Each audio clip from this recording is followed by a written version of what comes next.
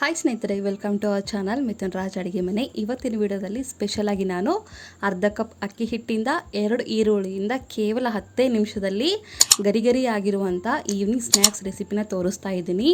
ಪಟಾಪಟ್ ಅಂತ ಮಾಡ್ಬೋದು, ಕೇವಲ 10 ನಿಮಿಷ ಸಾಕು. ತುಂಬ ಚೆನ್ನಾಗಿರುತ್ತೆ. ಹೊಸದಾಗಿ ತಿನ್ನಬೇಕು ಅನ್ನೋರು ಈ ರೆಸಿಪಿನ ಖಂಡಿತ ಟ್ರೈ ಮಾಡಿ. ತಡ ಮಾಡದೆ ವಿಡಿಯೋ ಸ್ಟಾರ್ಟ್ ಮಾಡೋಣ. ಮೊದಲನೇದಾಗಿ 2 ಮೀಡಿಯಮ್ ಸೈಜ್ ಈರುಳ್ಳಿನ ತೊಗೊಂಡಿದ್ದೀನಿ. ಇವಾಗ ಈ ಈರುಳ್ಳಿನ ಉದ್ದ ಆಗಿ ಮತ್ತು ಸಣ್ಣದಾಗಿ ಕಟ್ ಮಾಡ್ಕೊಳ್ಳೋಣ. ಸ್ಲೈಸಸ್ ಆಗಿ ಕಟ್ ಮಾಡ್ಕೋಬೇಕು. ನಾವು ಎಷ್ಟು ನೀಟಾಗಿ ಸ್ಲೈಸ್ ಆಗಿ ಬಿಡಿಯಾಗಿ ಮಾಡ್ಕೊತೀವೋ ಈರುಳ್ಳಿನ ಅಷ್ಟು ಚೆನ್ನಾಗಿ ಬರುತ್ತೆ. ಈ ಥರ ಈವ್ನಿಂಗ್ ಸ್ನ್ಯಾಕ್ಸ್ ಅಂತ ಹೇಳ್ಬೋದು. ಮೇಲ್ಗಡೆ ಎಲ್ಲ ಸಿಪ್ಪೆ ತೆಗೆದ್ಬಿಟ್ಟು ಈ ಥರ ಚಾಕುವಿಂದ ಆದಷ್ಟು ಸಣ್ಣದಾಗಿ ಕಟ್ ಮಾಡ್ಕೊಳ್ಳೋಕ್ಕೆ ಟ್ರೈ ಮಾಡಿ. ಎಷ್ಟು ಸಣ್ಣಗೆ ಕಟ್ ಮಾಡ್ಕೊತೀವಿ ಅಷ್ಟು ಚೆನ್ನಾಗಿ ಬರುತ್ತೆ. ಈ ರೀತಿ ವಡೆ ಅಥವಾ ಏನಂತಾರೆ ಕಟ್ಲೆಟ್ ಅಂತಾರೆ ನೋಡಿದ್ರೆ, ಈ ಥರ ಸಣ್ಣದಾಗಿ ಕಟ್ ಮಾಡಿಕೊಂಡು ಈ ಥರ ನಾನು ಏನು ಮಾಡ್ತೀನಿ, ಈರುಳ್ಳಿನ ಈ ಥರ ಬಿಡಿಯಾಗಿ ಮಾಡ್ಕೊತೀನಿ. ಈ ಥರ ಮಾಡ್ಕೊಂಡ್ರೆ ಚೆನ್ನಾಗಿರುತ್ತೆ. ಇದೇ ಥರನೇ ಎಲ್ಲ ಈರುಳ್ಳಿನ ಕಟ್ ಮಾಡಿಕೊಂಡು ಇಟ್ಕೊತೀನಿ. ನಾನು ನೋಡಿ ಎಲ್ಲ ಈರುಳ್ಳಿನ ಕಟ್ ಮಾಡ್ಕೊಂಡು ಇಟ್ಕೊಂಡಿದ್ದೀನಿ.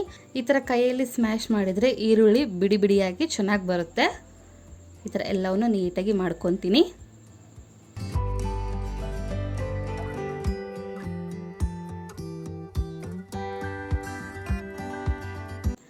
ಎಲ್ಲವೂ ಮಾಡ್ಕೊಂಡಿನಿ. ಇವಾಗ ಒಂದು ಮಿಕ್ಸಿಂಗ್ ಬೌಲಲ್ಲಿ ಹಾಕ್ಕೊತೀನಿ ಈ ಈರುಳ್ಳಿ ಎಲ್ಲವೂ.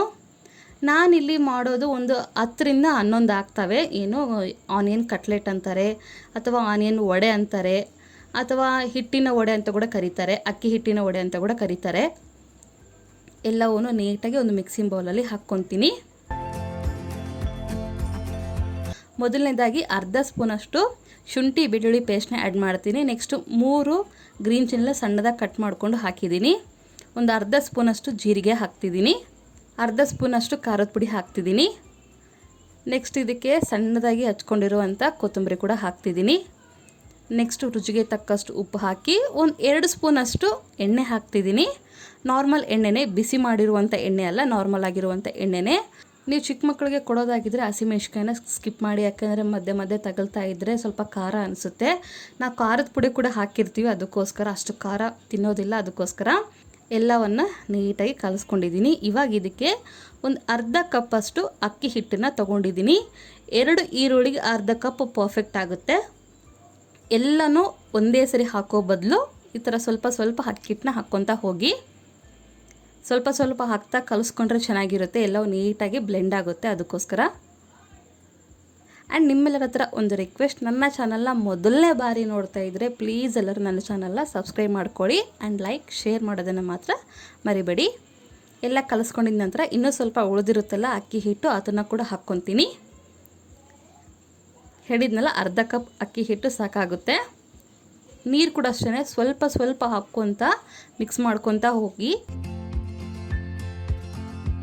ಆದಷ್ಟು ಸ್ವಲ್ಪ ಹಾಕ್ಕೊತಾ ಹೋಗಿ, ಯಾಕೆಂದರೆ ನೀರಿಗೆ ಹಾಕ್ಬಿಟ್ರೆ ಕಷ್ಟ ಆಗಿಬಿಡುತ್ತೆ. ಇದರಲ್ಲಿ ಈ ಕಟ್ಲೆಟಲ್ಲಿ ಅಕ್ಕಿ ಹಿಟ್ಟು ಜಾಸ್ತಿ ಆದರೆ ಚೆನ್ನಾಗಿರೋದಿಲ್ಲ. ಇಷ್ಟೇ ಆಗಬೇಕು, ಹೀಗೆ ಆಗಬೇಕು. ಅದಕ್ಕೋಸ್ಕರ ಹೇಳ್ತಿದ್ದೀನಿ, ಸ್ವಲ್ಪ ಹಾಕ್ಕೊಂಡೆ ಮಾಡ್ಕೊಳ್ಳಿ. ನೋಡಿದ್ರೆ ರೆಡಿಯಾಗಿದೆ. ನಾವು ಬಜ್ಜಿ ಮಾಡ್ತೀವಲ್ಲ, ಅದಕ್ಕಿಂತ ಸ್ವಲ್ಪ ಗಟ್ಟಿಯಾಗಿರಬೇಕು. ನೋಡಿದ್ರೆ ಇಷ್ಟಾದರೆ ಸಾಕು, ಉಂಡೆ ಕಟ್ಟೋಕ್ಕೆ ಬರಬೇಕು, ಅಷ್ಟಾದರೆ ಸಾಕು. ನೆಕ್ಸ್ಟ್ ಈ ಕಡೆ ಎಣ್ಣೆ ಬಿಸಿ ಮಾಡೋಕ್ಕೆ ಇಡ್ತೀನಿ. ಈ ಥರ ಅಗಲದ ಪಾತ್ರೆಯಲ್ಲಿ ಎಣ್ಣೆ ಹಾಕ್ಕೊತೀನಿ. ಜಾಸ್ತಿ ಎಣ್ಣೆ ಏನು ಹಿಡಿಯೋದಿಲ್ಲ. ಶ್ಯಾಡೋ ಫ್ರೈ ಮಾಡ್ತೀವಲ್ಲ ಅಷ್ಟಾದರೆ ಸಾಕು. ಎಣ್ಣೆ ಸ್ವಲ್ಪ ಬಿಸಿ ಆಗಲಿ. ಈ ಕಡೆ ಕೈಗೆ ಈ ಥರ ಎಣ್ಣೆ ಅಪ್ಲೈ ಮಾಡಿಕೊಂಡು 2 ಕೈಗೆ ನೀಟಾಗಿ ಈ ಥರ ಸವರ್ಕೊಂಡು ಉಂಡೆ ಥರ ಮಾಡಿಕೊಂಡು ಈ ಥರ ನೀಟಾಗಿ ಕಟ್ಲೆಟ್ ಥರ ಮಾಡ್ಕೊತಾ ಹೋಗ್ತೀನಿ.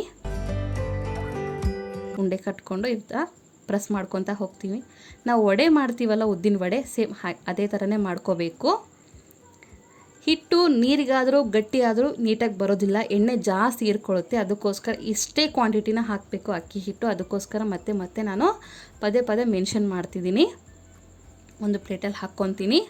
ಇದೇ ಥರನೇ ಇನ್ನೊಂದು ಕೂಡ ಮಾಡ್ಕೊತೀನಿ. ಎಲ್ಲವನ್ನೂ ಮಾಡ್ಕೊತೀನಿ. ಇದು ಕೂಡ ರೆಡಿಯಾಗಿದೆ. ಒಂದು ಪ್ಲೇಟಲ್ಲಿ ಹಾಕ್ಕೊತೀವಿ, ತೆಗಿಬೇಕಾದ್ರೆ ಕಷ್ಟ ಆಗುತ್ತಾ ಅಂತ ಅನ್ಬೋದು, ಬಟ್ ಆಗೋದಿಲ್ಲ, ನೀಟಾಗೆ ಬರುತ್ತೆ. ಎಲ್ಲವೂ ರೆಡಿಯಾಗಿದ್ದಾವೆ. ನಾನು ಮಾಡೋ ಒಂದು ಅರ್ಧ ಕಪ್ಪು ಅಕ್ಕಿ ಹಿಟ್ಟಿಗೆ 2 ಈರುಳ್ಳಿಗೆ ಮಿನಿಮಮ್ ಅಂದರೂ 10ರಿಂದ 11 ಈ ಥರ ಆನಿಯನ್ ಕಟ್ಲೆಟ್ ಆಗಿದೆ. ಎಣ್ಣೆ ಕೂಡ ಬಿಸಿಯಾಗಿದೆ. ಇವಾಗ ಒಂದೊಂದು ಹಾಕ್ಕೊತಾ ಹೋಗ್ತೀನಿ. ಇನ್ನೊಂದು ನೆನಪಿರಲಿ, ಗ್ಯಾಸ್ ಫ್ಲೇಮ್ ಮೀಡಿಯಮಲ್ಲೇ ಇರಬೇಕು. ಮತ್ತೆ ಹೇಳ್ತಿದ್ದೀನಿ, ಐ ಫ್ಲೇಮ್ ಲೋ ಫ್ಲೇಮಲ್ಲಿ ಇಟ್ಕೋಬಾರ್ದು. ಮೀಡಿಯಮ್ ಫ್ಲೇಮಲ್ಲಿ ಇಟ್ಕೊಂಡೆ ಹಾಕಿದಾಗಿಂದ ತೆಗಿಯೋವರೆಗೂ ಅಷ್ಟರಲ್ಲೇ ಇರಬೇಕು. ನಾನು ಸ್ಟಾರ್ಟಿಂಗ್ ಒಂದು 4 ಹಾಕಿದ್ದೀನಿ.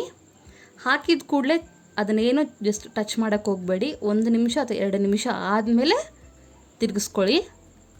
1 ನಿಮಿಷ 2 ನಿಮಿಷ ಆದಮೇಲೆ ನಾನು ಇನ್ನೊಂದು ಕಡೆ ಟರ್ನ್ ಮಾಡ್ತೀನಿ. ಇದೇ ಥರನೇ ಮಾಡಿಕೊಂಡು ನೀಟಾಗಿ ಸ್ವಲ್ಪ ಗೋಲ್ಡನ್ ಕಲರ್ ಬರೋವರೆಗೂ ಫ್ರೈ ಮಾಡ್ಕೋಬೇಕು.